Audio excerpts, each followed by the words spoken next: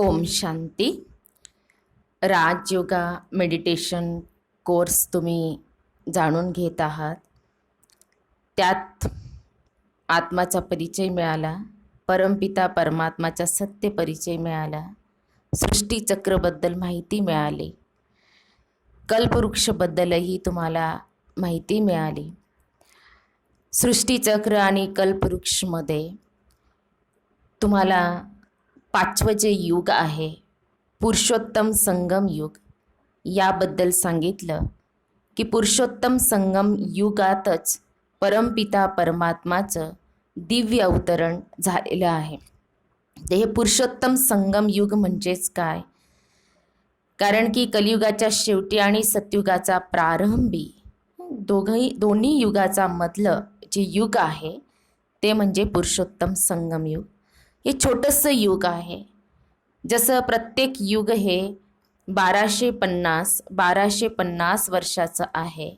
सतयुग, त्रेता, द्वापर, कलियुग आणि कलियुगच्या शेवटी आणि सतयुगाचा प्रारंभीचं हे पुरुषोत्तम संगम युग एकदम छोटंसं युग आहे.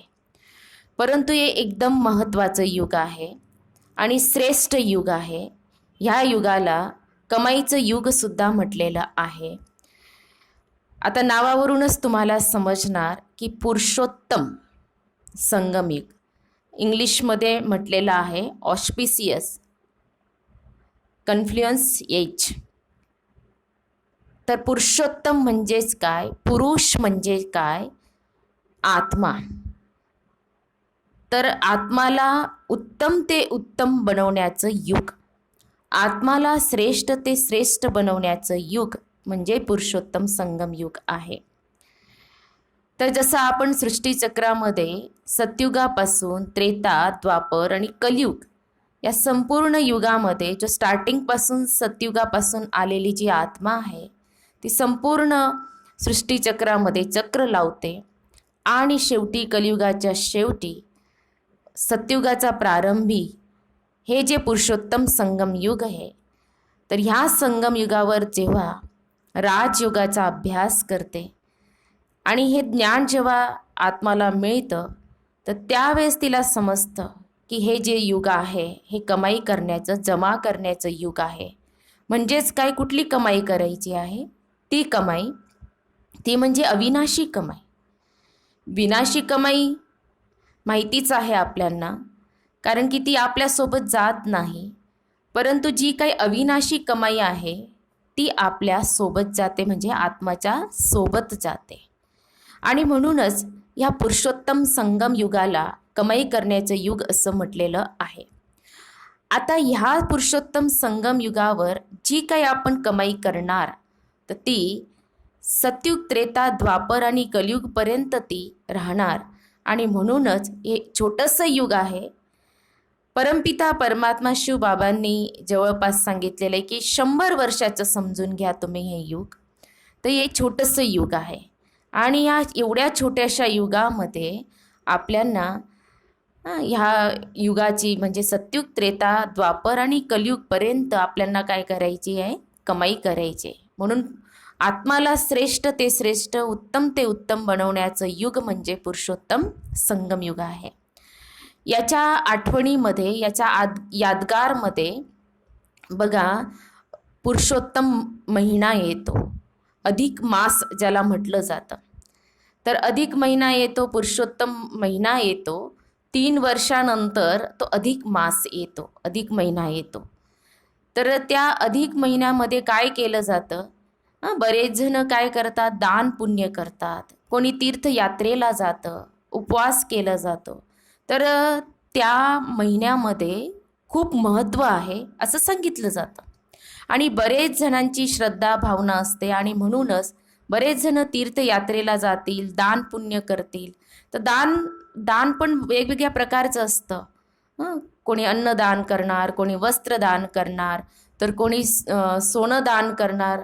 वेगवेगळ्या प्रकारचं दान असतं आणि सर्वात श्रेष्ठ जे दान म्हटलेलं आहे ते म्हणजेच ज्ञानदान असं म्हटलेलं आहे. तर पुरुषोत्तम संगम युगाच्या यादगारमध्ये अधिक महिना येतो आणि तेव्हा तीर्थयात्रा करतात, दान पुण्य करतात. तर मी तुम्हाला याचं आध्यात्मिक रहस्य सांगते की बघा, की शिवबाबांनी, परमपिता परमात्मा शिवबाबांनी आपल्यांना जी तीर्थयात्रा आहे ती सांगितली. खरी तीर्थयात्रा कुठली आहे, दान कुठलं करायचं तेही सांगितलेलं आहे. तर खरी तीर्थयात्रा म्हणजे कुठली? जसं बघा, त्या तीर्थयात्रेला जेव्हा जातात तर त्यावेळेस पैसे खर्च करावे लागतात, खूप पैसे खर्च करावे लागतात. शरीरालाही कष्ट खूप होतात ना, कारण की शरीराने जावं लागतं तिकडे. बऱ्याचदा आपण ऐकतो की कोणी गेलं अमरनाथला गेलं, कोणी केदारनाथला गेलं, कोणी कुंभमेळ्याला गेलं आणि परत आलेच नाही. एवढी गर्दी होती की तिथे चेंगराचेंगरी झाली आणि त्याच्यात काय झाला, मृत्यू झाला. तर असं आपण ऐकत असतो. म्हणजेच काय, त्या तीर्थयात्रेमध्ये खूप कष्ट आहे. बऱ्याच जणांचं तर अशी काय म्हणतात त्याला, नवस असतो की मानलेला असतो की मी असं जाणार तीर्थयात्रेला, लोटांगण घालत जाणार. कोणी कसं मांडलेलं असतं, कोणी कसं मांडलेलं असतं. म्हणजे किती कष्टदायक यात्रा आहे. तर त्याच्यात पैसेही खर्च करावे लागतात आणि शरीरालाही खूप कष्ट होतं. आणि म्हणूनच त्या यात्रेला, त्या तीर्थयात्रेला म्हटलेलं आहे जिस्मानी यात्रा. परंतु शिवबाबांनी आपल्याला जी यात्रा सांगितली ती आहे रुहानी यात्रा. आता या दोन्ही यात्रामध्ये खूप डिफरन्स आहे. रुहानी यात्रा, जिस्मानी यात्रा, की तिथे शरीराला घेऊन जावं लागतं, शरीर आणि पैसेही खर्च करावे लागतात. परंतु रुहानी यात्रा म्हणजेच काय, रूह म्हणजे आत्मा. तर शिवबाबांनी आपल्याला अशी यात्रा शिकवली की ज्याच्यामध्ये काही कष्ट नाही आहे, कुठल्याही प्रकारचं दुःख नाही आहे किंवा वेदना नाही आहेत. तर ही अशी यात्रा आहे की ही यात्रा फक्त मन आणि बुद्धीने आपल्याला करायची आहे. तर ही जी यात्रा आहे ही आपण केव्हाही, कधीही, कुठेही आपण ही यात्रा करू शकतो. चालता, फिरता, उठता, बसता, खाता, पिता, इव्हन झोपताना सुद्धा आपण करू शकतो. तर अशी यात्रा शिवबाबांनी आपल्याला शिकवलेली आहे आणि ही एकदम सहज यात्रा आहे, कुणीही करू शकतं. आणि म्हणूनच या यात्रेमध्ये पैसे काही खर्च करावे लागत नाही किंवा शरीराला सुद्धा काही कष्ट होत नाही. तर खूप डिफरन्स आहे रुहानी यात्रा आणि जिस्मानी यात्रा. म्हणजेच मी तुम्हाला आधी सांगितलं होतं की राजयोग म्हणजे काय, आत्माचं परमात्माशी जे काही मिलन होतं त्याला राजयोगच म्हटलेलं आहे. तर रुहानी यात्रा म्हणजे आत्मा आणि परमात्माचं मिलन, आत्मा परमपिता परमात्माशी जो संबंध जोडून जी आठवण करते तीच यात्रा. आणि ही जी यात्रा आहे आपण चालता, फिरता, उठता, बसता आपण करू शकतो. आणि म्हणूनच मी तुम्हाला म्हटलं की ही सहज यात्रा आहे. तुम्हाला क्लिअर झालंच असेल की रुहानी यात्रा आणि जिस्मानी यात्रा. आता ही जी यात्रा आहे, जसं बघा, त्या तीर्थयात्रेला कोणी 8 दिवसासाठी जाणार, कोणी 1 महिन्यासाठी जाणार, कोणी 15 दिवसासाठी, 1 महिन्यासाठी, कोणाची 1 वर्षाची असू शकते. परंतु ही जी यात्रा आहे रुहानी यात्रा, जोपर्यंत आपलं जीवन आहे तोपर्यंत ही यात्रा आहे. आणि म्हणूनच आपल्याला शिवबाबांनी सांगितलं, स्मृती आणून दिली की तुम्ही रुहानी यात्री आहात. जसं आपल्याला ही स्मृती आणून दिली, तुम्ही ॲक्टर आहात, तुम्ही मुसाफिर आहात, पाहुणे आहात, हे सगळं आपल्याला आठवण करून दिली. त्याचप्रमाणे सांगितलं तुम्ही रुहानी यात्री आहात.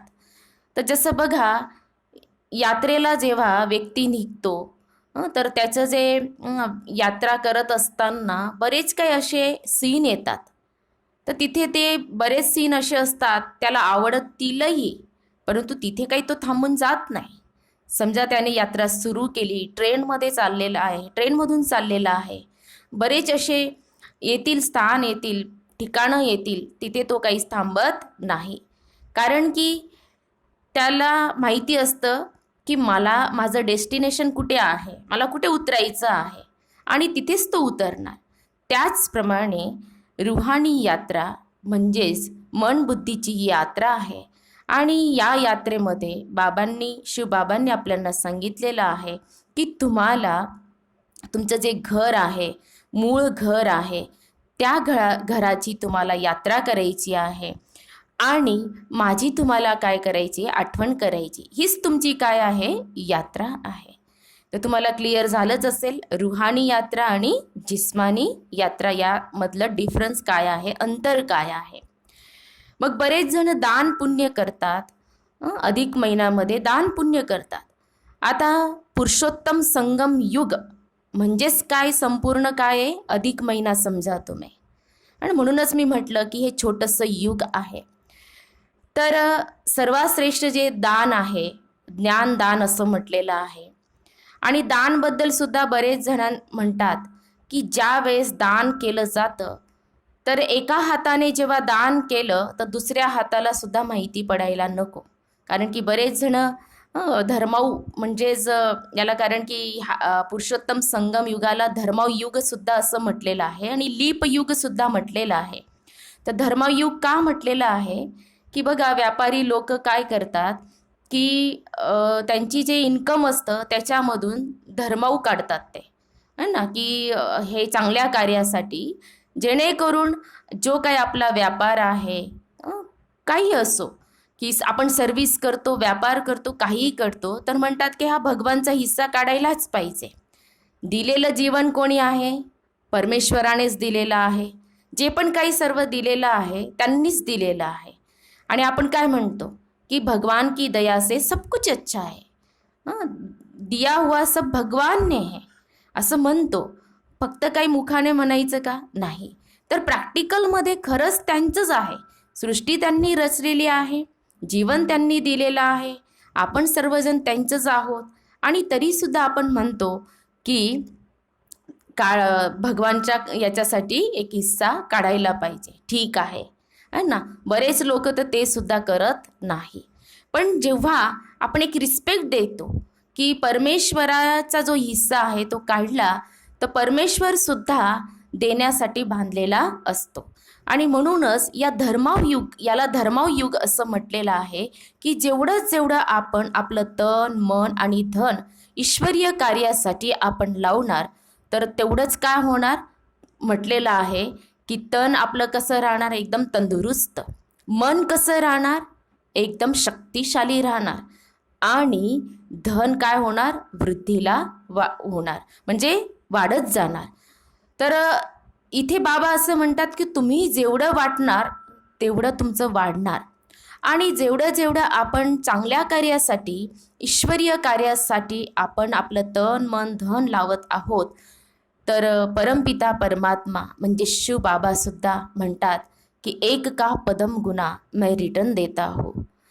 कारण की भगवान परमपिता परमात्मा शिव बाबा दाता, विधाता, वरदाता आहेत. ते देणारे आहेत, घेणारे तर नाहीच आहेत.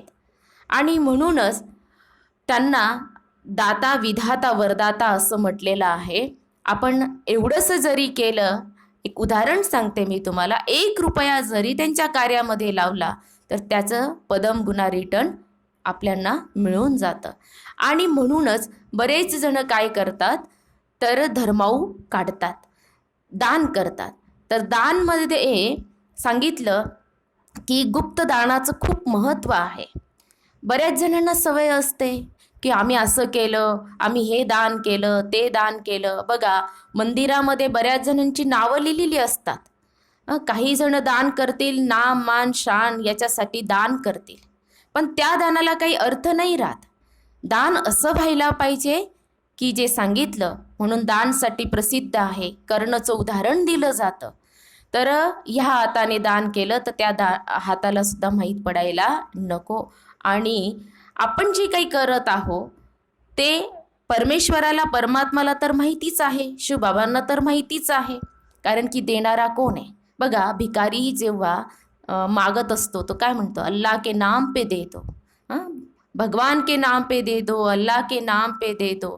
माहिती आहे की मी तर यांना देऊ शकणार नाही. हे मला जरी दान करत आहे, रिटर्नमध्ये तर मी नाही देऊ शकणार. देणारा कोण आहे, परमेश्वर, भगवानच आहे. अल्लाच आहे, परमात्माच आहे. आणि म्हणूनच हे जे पुरुषोत्तम संगम युग आहे हे धर्माव युग आहे. आणि या धर्माव युगामध्ये शक्य झालं, जेवढं शक्य झालं तेवढं आपण आपलं पुण्य जमा करायला पाहिजे, जेवढी आपली कमाई करून घ्यायला पाहिजे. कुठली कमाई? लोक तर ती कमाई पाहतात, परंतु ती कमाई तर आपल्यासोबत जाणार नाही आहे. तर ही कमाई जी अविनाशी कमाई आहे ती आपल्यासोबत जाणार आहे. असं म्हटलं जातं की जेव्हा व्यक्तीचा मृत्यू होतो तर त्या व्यक्तीबद्दल काय म्हटलं जातं, तर ती कशी छाप सोडून गेलेली आहे हेच बोललं जातं. त्याचा सगळ्यांशी संबंध कसा होता, व्यवहार कसा होता, ती छाप ती आत्मा सोडून जाते. बाकी मित्रसंबंधी वगैरे काही घेऊन जात नाही, धन संपत्ती वैभव काही घेऊन जात नाही, परंतु त्याने धन कुठल्या पद्धतीने कमवलं होतं, है ना. भ्रष्टाचार करून कमवलं असेल तर तसं नाव निघणार. आणि म्हणूनच म्हटलेलं आहे ते पण काही घेऊन जात नाही, ती छाप ती आत्मा सोडून गेलेली असते. तर का नाही आपण चांगले कर्म करायचे, चांगले कर्म करायचे. आणि सर्वात श्रेष्ठ कर्म कुठले आहेत मी तुम्हाला ते पुढच्या लेसनमध्ये तर कर्मची जी गुह्य गती आहे त्याच्यात मी तुम्हाला सांगणारच आहे. परंतु हे लक्षात घ्या की हे पुरुषोत्तम संगम युग आहे. आणि या पुरुषोत्तम संगम युगावर परमपिता परमात्मा म्हणजेच शिवबाबांचं दिव्य अवतरण या सृष्टीवर झालेलं आहे. लोक अजून शोधतायत भगवान येतील, भगवान येतील, परंतु त्यांना येऊन किती वर्ष झाले तुम्हीच विचार करा. 1937 मध्ये ह्या विद्यालयाची स्थापना झाली तेव्हापासून परमपिता परमात्मा या सृष्टीवर अवतरित झालेले आहे. आणि ते ईश्वरीय कार्य तेव्हापासून हे सुरू आहे. तर सतधर्माची स्थापनाचं कार्य, सतयुगाची स्थापनाचं कार्य परमपिता परमात्मा शिवबाबा करून घेत आहे. प्रजापिता ब्रह्माबाबाद्वारे, मातेश्वरी जगदंबाद्वारे आणि ब्रह्माकुमार ब्रह्माकुमारी यांच्याद्वारे करून घेत आहे.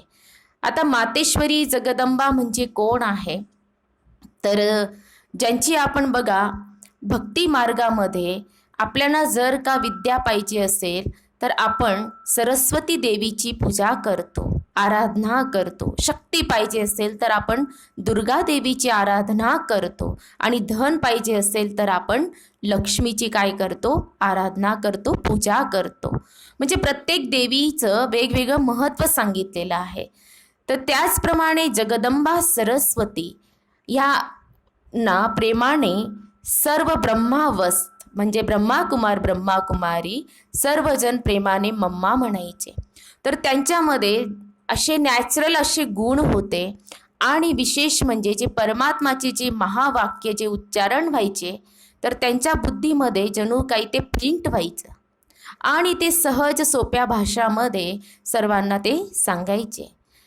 लहानपणीच त्यांनी आपलं जीवन या ईश्वरीय कार्यामध्ये समर्पित करून दिलं. जवळपास त्यांचं त्यावेळेस वय असेल 12 किंवा 13 वर्षाचे. आणि तेव्हापासून त्यांनी संपूर्ण जीवन या ईश्वरीय कार्यामध्ये समर्पित केलं. आणि म्हणूनच प्रेमाने त्यांना सर्वजण काय म्हणायचे, मम्मा म्हणायचे. कारण की त्यांनी आईसारखी सगळ्यांना पालना दिली.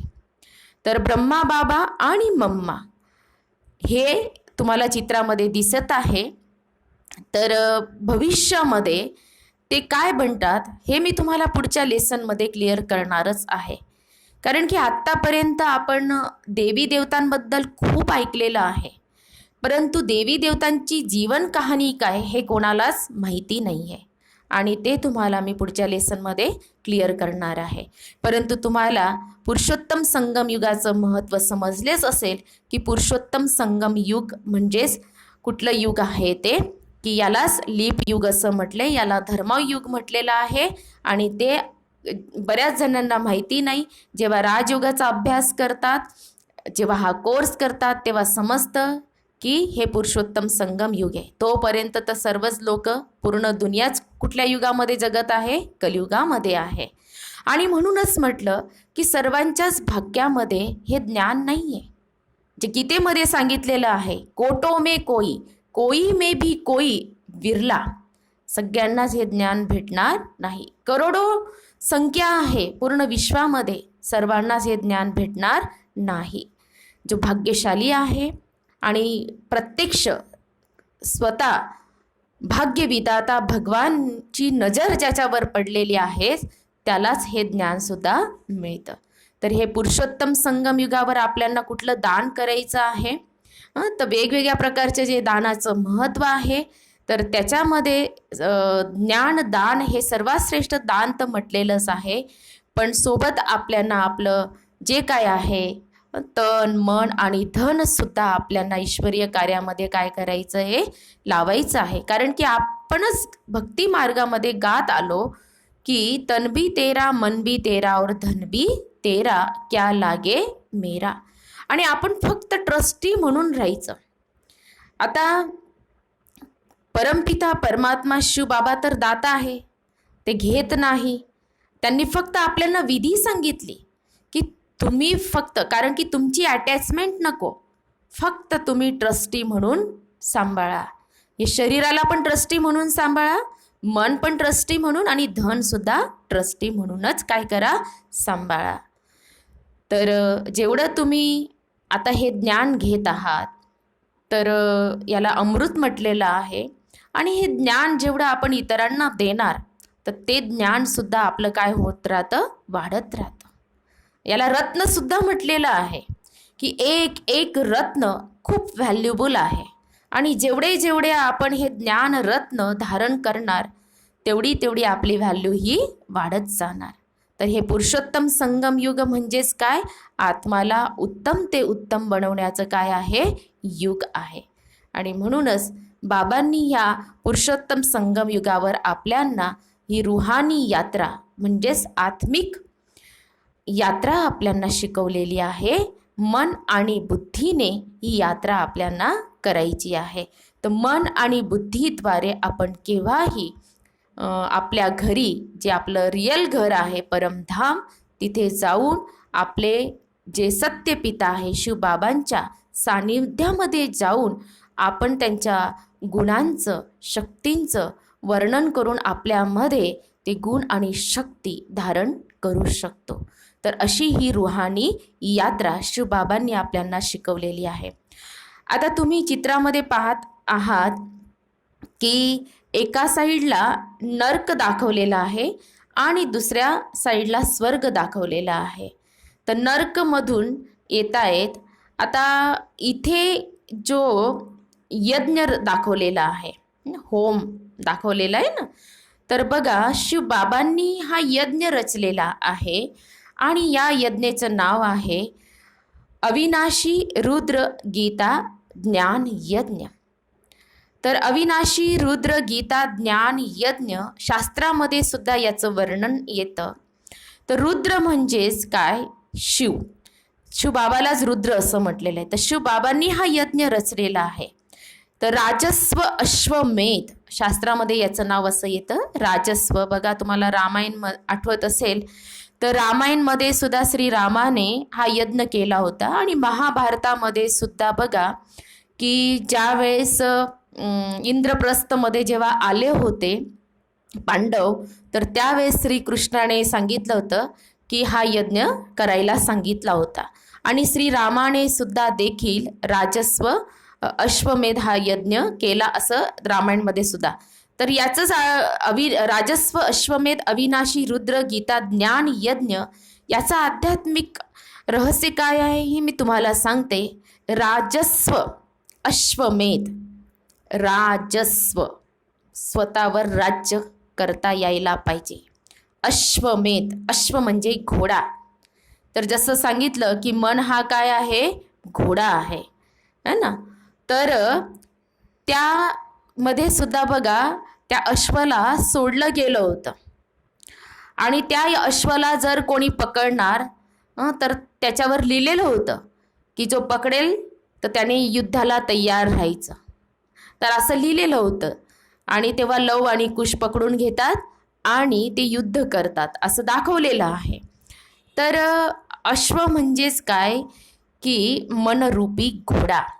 आणि हा जो मनरूपी जो घोडा आहे याच्यावर जो कंट्रोल करणार, ज्याला राज्य करता येतं, आपल्या मनाला समजून घालता येते, है ना. तर म्हणूनच म्हटलेलं आहे की दुसऱ्यांवर राज्य करणं सोपं आहे, परंतु स्वतःवर राज्य करणं फार कठीण आहे. म्हणजेच काय, स्वतःवर राज्य करणं म्हणजेच काय की आपली जी काही कर्मेंद्रिय आहेत त्या कर्मेंद्रियांवर राज्य करणं काय आहे, कठीण आहे. परंतु राजयोगामुळे ते काय पॉसिबल आहे की राजयोग आपल्याला शिकवतं आपली जी कर्मेंद्रिय आहे त्या कर्मेंद्रियांना कसं वशमध्ये ठेवायचं. तर म्हणूनच हा जे शिवबाबांनी यज्ञ रचलेला आहे तर याचं नाव राजस्व अश्वमेध अविनाशी रुद्र गीता ज्ञान यज्ञ ठेवलेला आहे. की असं हे जे सत्य ज्ञान आहे जे शिवबाबांनी आपल्याला दिलेलं आहे आणि ह्या ज्ञानाच्या आधारावर आपण सहजपणे आपण स्वतःवर राज्य करू शकतो. आणि म्हणूनच जेव्हा स्वतःवर आपण राज्य करायला लागतो तर आपल्याला टायटल मिळतं आणि ते म्हणजे स्वदर्शन चक्रधारी हे आपल्याला टायटल मिळतं.